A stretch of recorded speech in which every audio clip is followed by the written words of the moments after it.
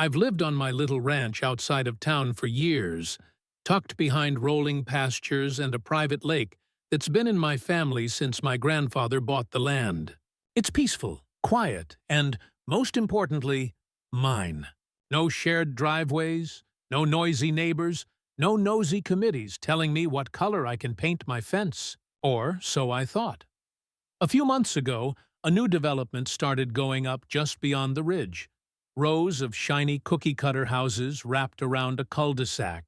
The kind of place where every mailbox matches and everyone waves because they have to. It came with, of course, an HOA.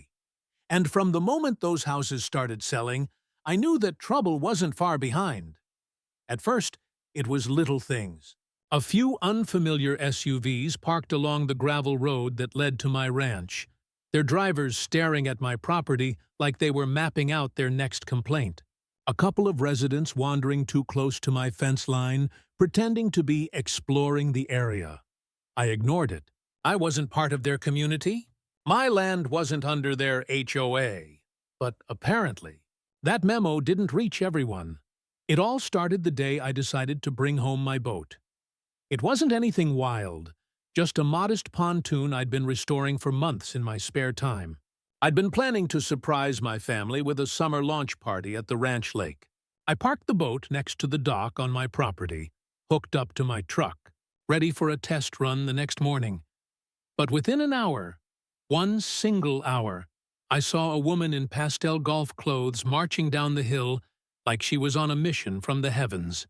She had a clipboard, a phone in hand, and that tight little smile that never reaches the eyes. You could practically smell the HOA perfume. Even from a distance, I could tell she was the type who introduces herself with a title. "I'm the president of the HOA," or "We have rules here." I didn't even get a chance to talk to her before she started snapping pictures of my truck, my dock, my boat, everything. I figured, fine. Let her waste her afternoon. It's not her land, and she'll figure that out eventually. I went inside, poured a coffee, and forgot about it, until the cops showed up. Two sheriff's deputies pulled up my driveway about 30 minutes later. Lights on, but sirens off. The kind of quiet arrival meant to de-escalate, though I hadn't done anything wrong. I walked out to meet them, and sure enough, there she was again, standing behind their cruiser with her arms crossed, smirking like she'd just solved a major crime. Apparently, she told them I was illegally parking a watercraft on HOA-managed property. According to her, the lake belonged to the community, and my boat was a violation of their covenants. The deputies looked uncomfortable even explaining it. They'd already checked the parcel map before coming up the drive. The lake, the dock, the access road, everything she'd complained about was 100% mine. They apologized and left within 5 minutes, shaking their heads. She stood there fuming, arms flailing as she tried to explain why they needed to enforce the community standards. One of the deputies even told her to leave my property before she got herself charged with trespassing. The look on her face was priceless. But that should have been the end of it. Should have been. Instead, it was just the beginning. The next week, I started getting letters. Not from the HOA directly, but from their management company. One of those glossy envelopes with notice stamped across the top like I was being audited. They were threatening fines, citations, and legal action if I didn't remove the unauthorized vessel from community property. I must have received 5 different warnings, each more dramatic than the last. I called the county recorder's office just to make sure I wasn't losing my mind. The clerk pulled up the boundary maps and laughed when I explained what was happening. My ranch and lake were never part of the HOA. In fact, the development's property line stopped half a mile away. Their so-called community lake was mine, privately owned since before their subdivision even existed. Armed with paperwork and a growing sense of irritation, I tried sending a formal notice to the HOA board, letting them know they were trespassing and harassing me over land that wasn't theirs. I even attached a copy of the deed, tax records, and survey maps. They ignored it. Instead, a week later, I caught a maintenance crew from their HOA landscaping company cutting through my gate. They were trying to install community access signs along my fence line. When I confronted them, they said they'd been told by the board that the area was part of their lakeside amenity expansion. That's when I realized this wasn't ignorance, it was entitlement. These people had decided that my lake was theirs, simply because they wanted it to be. They saw the water shimmering behind my ranch and assumed it was included in their HOA dues. And when the facts didn't match their fantasy, they doubled down instead of backing off. So I started documenting everything, every letter, every trespass, every time one of their residents wandered onto my property to check on the new lake park. I installed cameras, put up new signage, and even reached out to a lawyer friend who specialized in property disputes. We both agreed. If they kept this up, I'd have a very solid harassment case. But I wasn't planning to stop there, because as much as I loved my quiet ranch life, I couldn't ignore the irony. They wanted lake access so badly, they were willing to break the law for it. And as it turned out, the old marina down the road, the one their residents actually used for boating, was struggling financially. The owner had been talking about selling for months. That's when the idea hit me. If they wanted to make my lake their playground, fine. I'd make sure I owned their playground first, and that's how it started. How one HOA's arrogance pushed me from peaceful rancher to accidental business owner with a taste for poetic justice. Because when you try to steal from someone who's already miles ahead of you, sometimes they buy the whole road just to remind you who's driving. After that ridiculous afternoon with the cops, I thought the HOA would finally back off. Normal people would, right? You get proven wrong by law enforcement, the property records are crystal clear, and the only logical thing left to do is mind your own business. But if you've ever dealt with an HOA, or worse, a power-hungry Karen with a clipboard, you know that logic doesn't apply. It became a game to them. Every time I took my boat out on the lake, I'd see one or two of their residents parked just outside my gate, cameras out, recording like they were documenting a crime. They'd post on their little neighborhood Facebook page about unauthorized use of community resources and reckless boating activity. Some even accused me of polluting the lake, even though, again, it wasn't their lake to begin with. I ignored them as best I could. But one day, I got a message from my buddy Dave. He runs the local hardware store, and he hears everything that goes on around here. He said, "Hey, you might want to check out the HOA's next meeting. Word is they're talking about building a new marina." A new marina on my lake. I almost laughed. They couldn't even legally access it, but apparently they were putting together a lake recreation budget.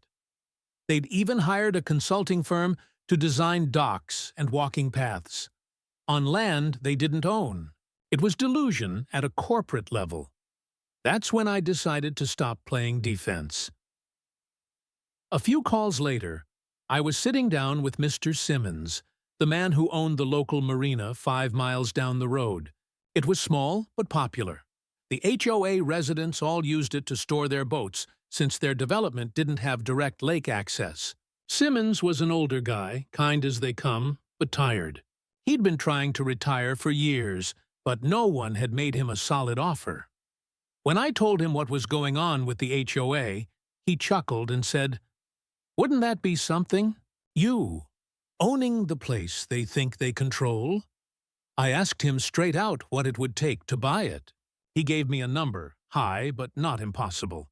A week later, I wired the deposit.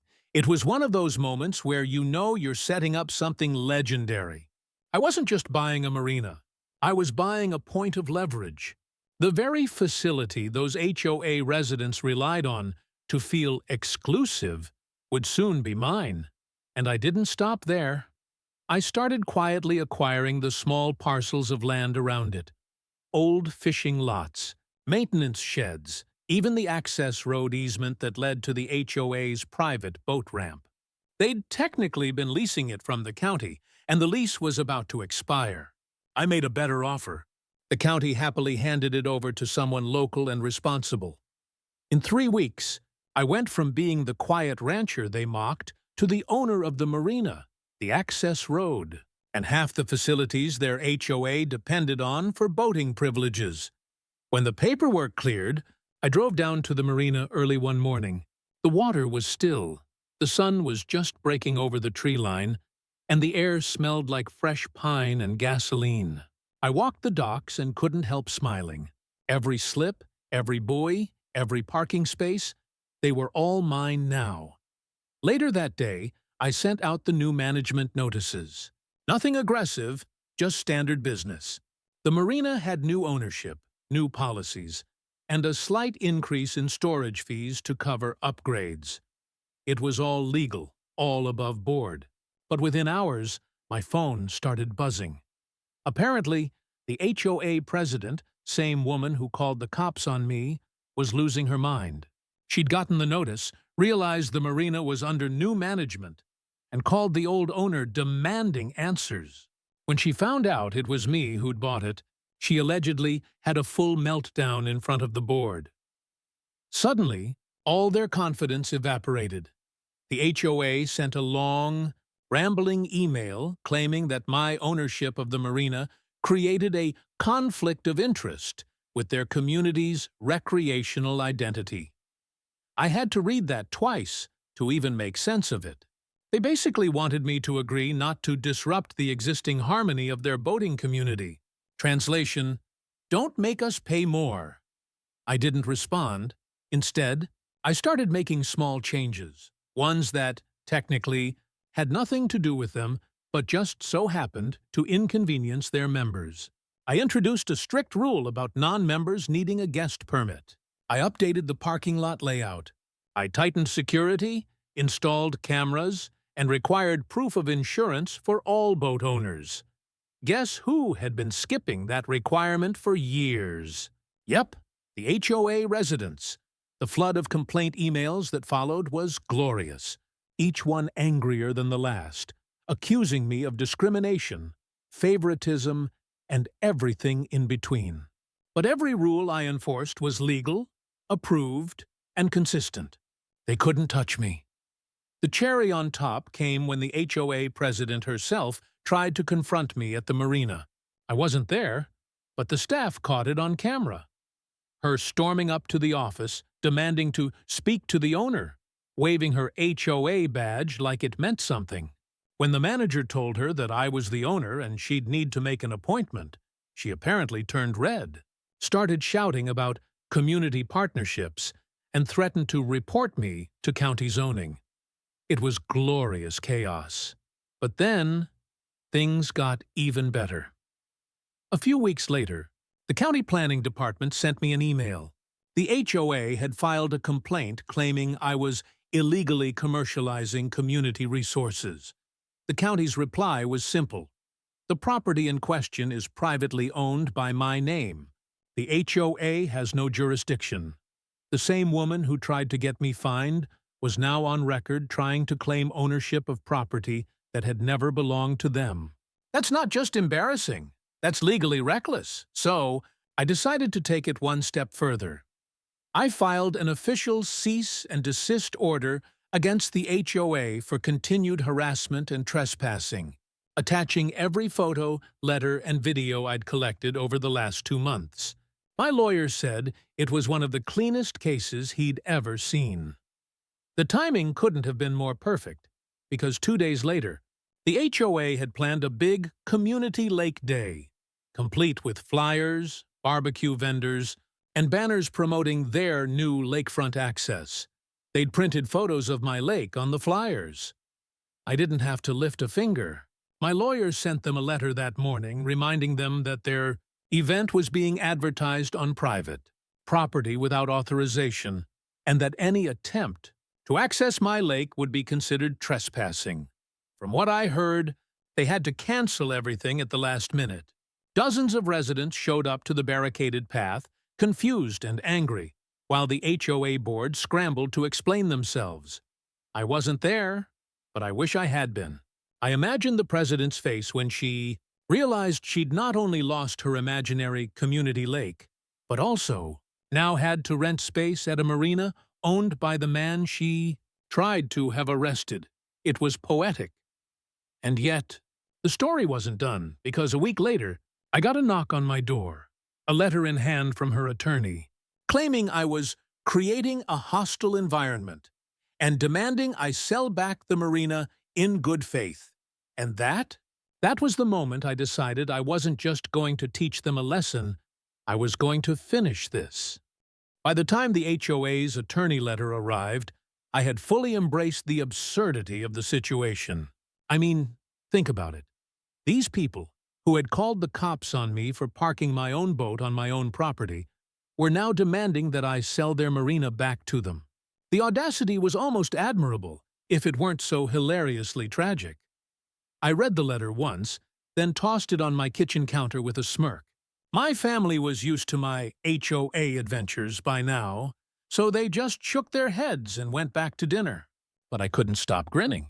Every move the HOA made had just painted them deeper into the corner I had created for them. And I wasn't done. Not even close. First, I began strategically leveraging the marina. I started hosting community events. But here's the kicker. They weren't for HOA residents. Nope. I invited local boating clubs, fishing enthusiasts, and even a few influencers I knew from social media.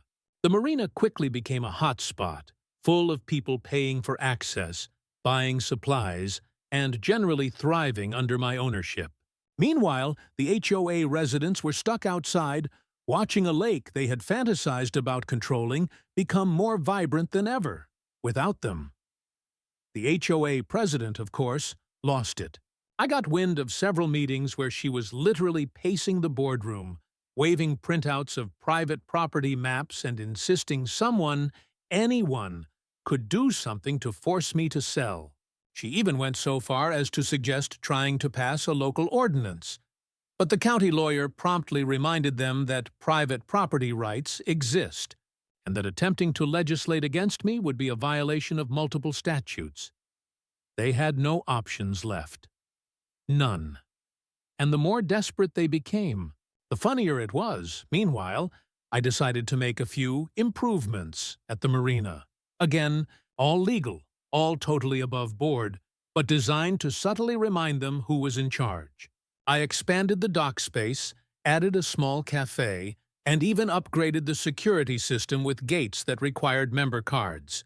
Each time a resident of the HOA tried to enter, they got politely, but firmly, turned away. Their complaints went nowhere. Every gate swipe that failed was a little victory, and I watched their growing frustration like a spectator sport. Then came the ultimate stroke of genius. The HOA had been touting a plan to build a lakefront community club for all residents. It was going to include a small marina, a playground, and picnic areas, completely imaginary because their lake was mine. I realized that if I could acquire just one more piece of property along the lake, specifically the old access path that led to what they called the community dock, I could essentially block them entirely. A few phone calls and emails later, I had purchased that stretch of land. It was cheap, no one cared about it, and it officially gave me full control of the shoreline. Every attempt by HOA residents to reach the water would now require my permission.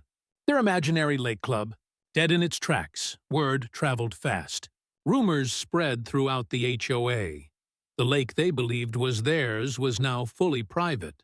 I even started hearing stories of residents showing up to their gates and being told to turn around, some muttering under their breath about the rancher who bought the marina.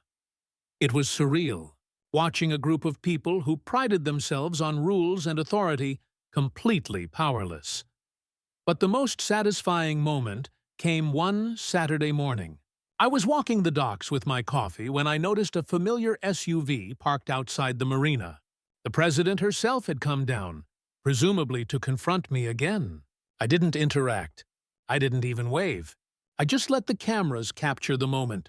She stomped around, snapped photos, muttered into her phone, and eventually left. Furious. Later, I got a call from a local HOA resident. They were terrified about what was happening, whispering about how their board had completely underestimated me. It's like, every move we make, he's 3 steps ahead, they admitted. And honestly, they weren't wrong. To make matters even better, I began hosting weekend events for the general public. Fishing competitions, paddleboard rentals, even a small concert series. The marina was thriving.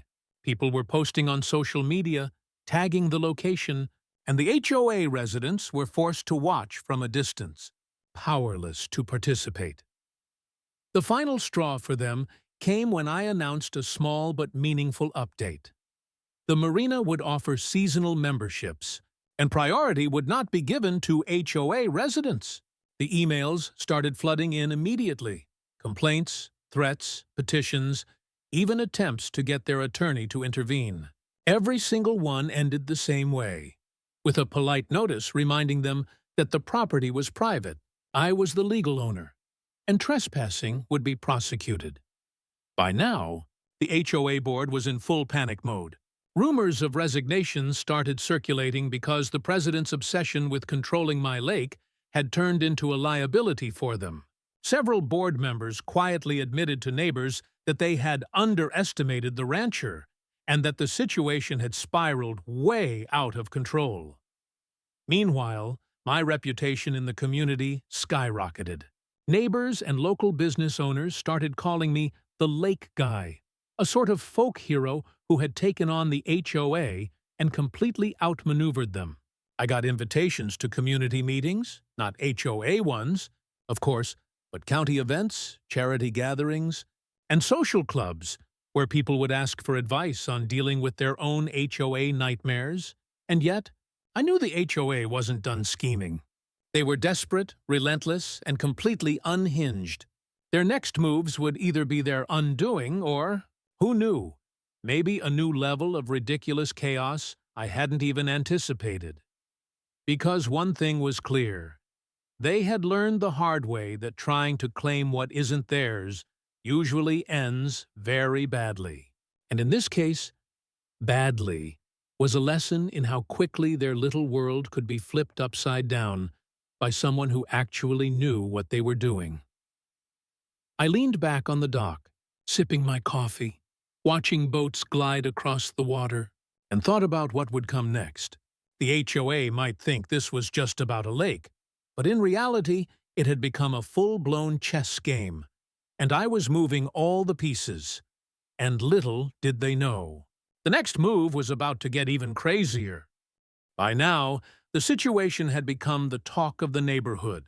What started as a simple misunderstanding about a boat had snowballed into full-blown chaos.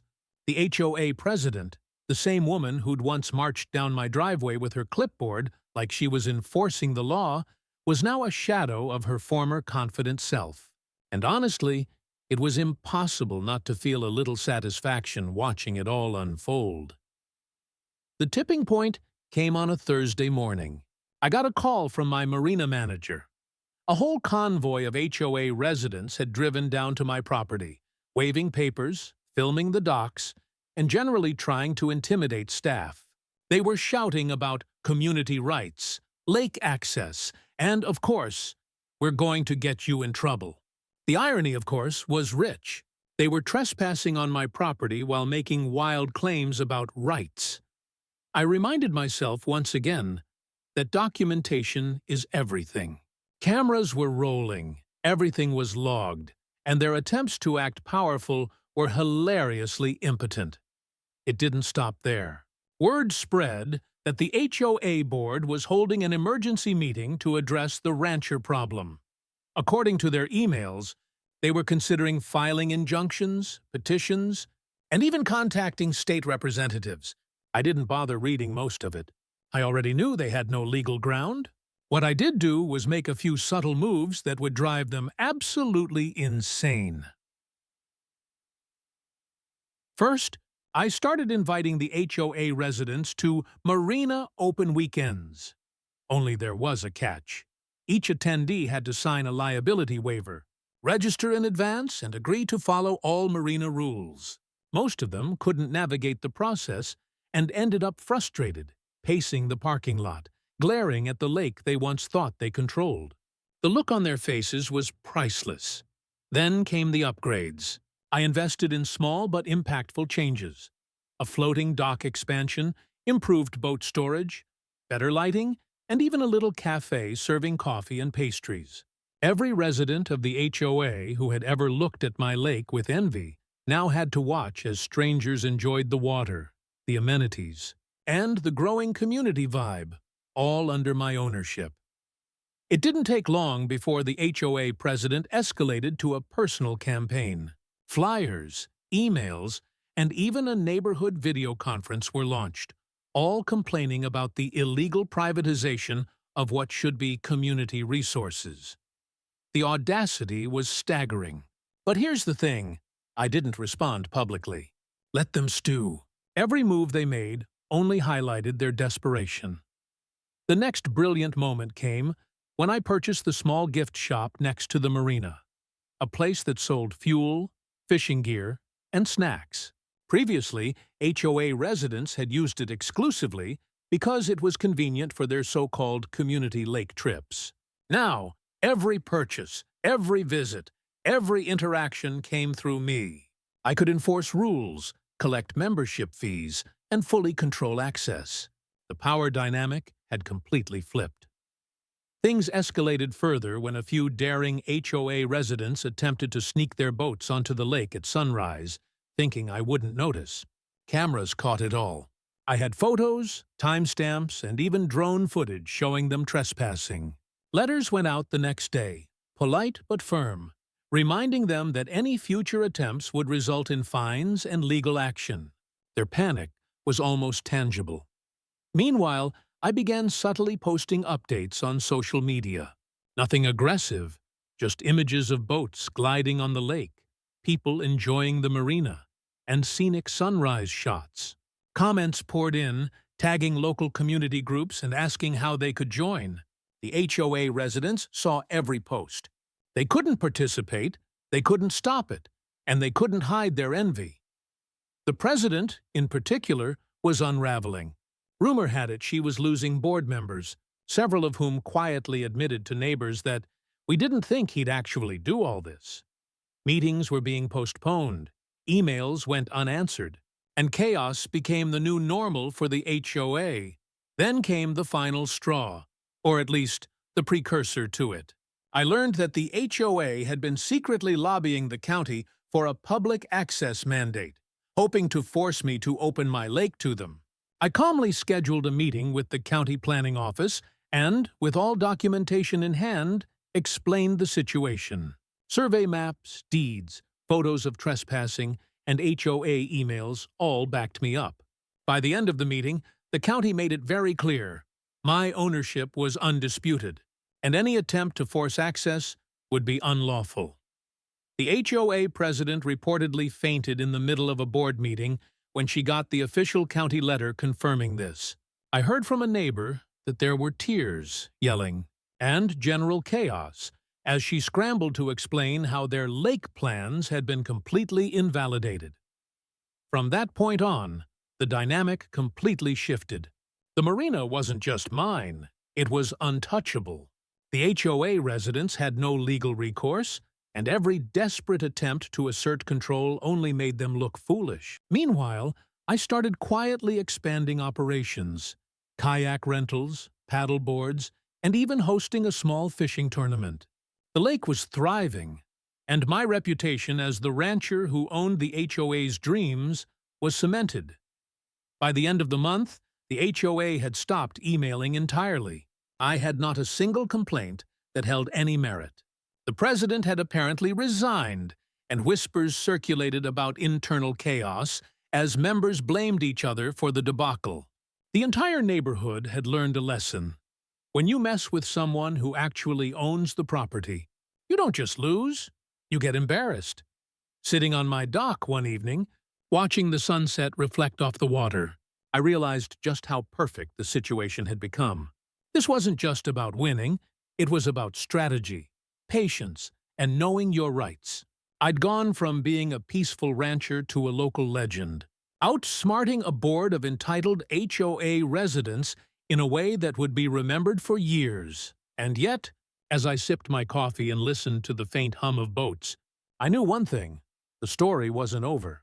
There was always the next meeting, the next rumor, the next overzealous HOA member looking for drama. But for now, I was untouchable. I had the marina, the lake, and the upper hand. Sometimes karma really does look like a pontoon on a quiet lake, with a view of the chaos it has left behind.